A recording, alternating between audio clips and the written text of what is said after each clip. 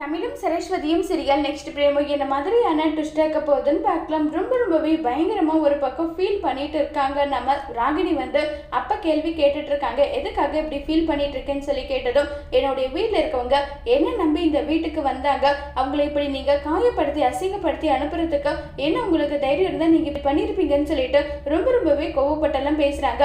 உடனே அர்ஜுன் போது நிறுத்து, இதுக்கு மேலே எல்லாம் உன் கூட நல்லவளா இருக்க மாதிரி எல்லாம் என்னால நடிக்க முடியாது. ஆமா, உன் குடும்பத்தை அசிங்கப்படுத்தணுன்றதுக்காக தான் நான் இப்படி பண்ணேன். இப்போ உனக்கு என்ன பிரச்சனைன்னு சொல்லிட்டு ரொம்பவே கோவப்பட்டு பேசுறாங்க.